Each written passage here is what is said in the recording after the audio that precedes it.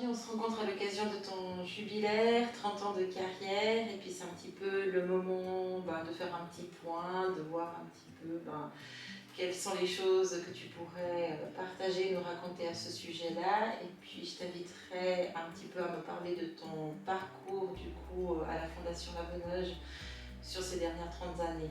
Alors, merci de me donner la possibilité de dire un petit peu des choses.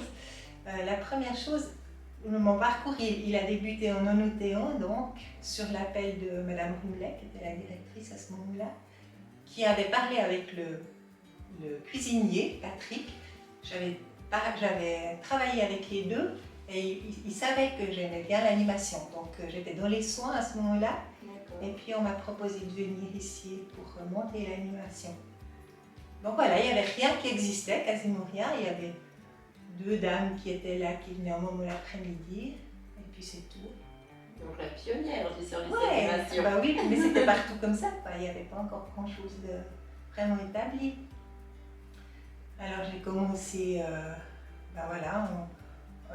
en faisant comme j'imaginais que ça pouvait être, et puis il y avait aussi Émile, c'était quelqu'un qui travaillait à l'UAT à l'époque. Et on a travaillé pas mal ensemble parce que lui, c'était aussi nouveau pour lui. Et puis on a créé le service UAT qui est devenu le CAT, et puis le service de l'animation. Ouais. Et du coup, j'imagine qu'en 30 ans de parcours, en 30 ans de carrière, tu as pu assister à pas mal de changements, que ce soit des changements démographiques, des changements institutionnels. Est-ce qu'il y a certaines choses que tu ressors, qui t'ont le plus marqué? Oui, c'est sûr que ça a beaucoup changé en 30 ans. Bon, déjà, cette période qu'on vient de vivre, ça m'y fait penser parce que quand on est arrivé, tout était neuf. L'équipe était toute nouvelle, il y avait Edwige qui travaillait dans les soins, il y avait Emilia qui montait le ménage, tout était nouveau. Alors ça fait un petit peu aussi comme maintenant qu'on a changé de locaux.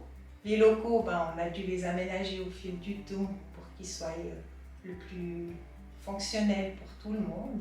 On a fait ça avec les résidents au long des jours. Voilà, ça s'est bâti comme ça. Donc cette période-là, elle fait de nouveau revivre un peu ce renouveau et en même temps de créer de nouveau quelque chose un peu de base au bout du compte. Et dans les résidents accueillis, est-ce que tu vois un changement sur ton parcours?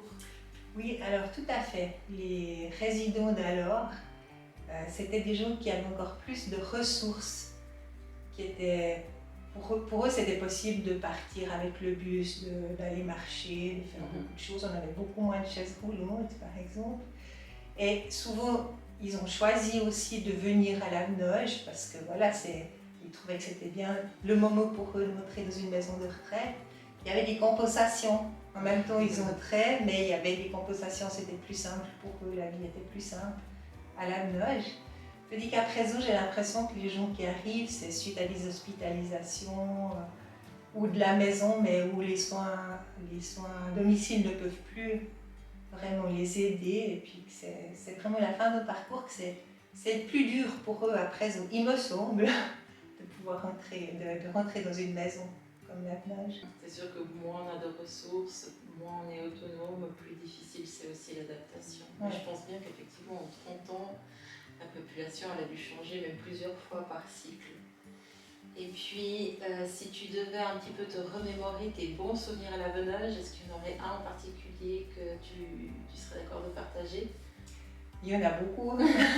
Heureusement. C'est sûr.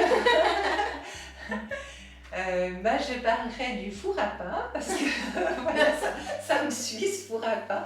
Non, mais parce que c'est quelque chose qui a été réfléchi, puis l'animation a demandé si c'était possible de le faire. C'était pour les 10 ans de la Venoge. Donc voilà, il y a déjà une vingtaine d'années. Il est presque aussi ancien que toi, la Venoge. Presque. Ouais. D'accord. Ouais. Et puis ça a mis quelque chose de particulier quand même à la Venoge. Toutes les fêtes qu'on a fait avec les gens des villages, parce qu'il y avait quand même beaucoup d'interactions avec les villages, peut-être plus qu'à présent. Et c'est vrai qu'on vendait du pain, des choses ainsi. ça a rallié aussi les familles, le personnel, tout le monde était content d'acheter son petit pain quand on faisait ça. Et il y avait toujours un super moment, c'était après avoir travaillé, tout le monde s'y était mis, en tout cas beaucoup de résidents, et le jour du 4. Et puis on prenait une miche et puis on la partageait, chacun goûtait, dégustait un petit peu le fruit du travail. C'était un vraiment joli moment. Alors bon, je sais que le four à pain et la tourne sagement au vestiaire, et puis je pense bien qu'il va, Il va revenir. il va revenir. Et il nous permettra On se d'avoir... réjouit. Oui, il nous permettra de nouveau d'avoir des bons moments de partage. En tout cas, merci à toi, merci pour ton énergie et puis merci aussi justement pour cette valeur de partage qu'on sent qui est très très fort dans ton parcours et puis tu la diffuses bien autour de toi. Merci Barbara. Merci Claudine.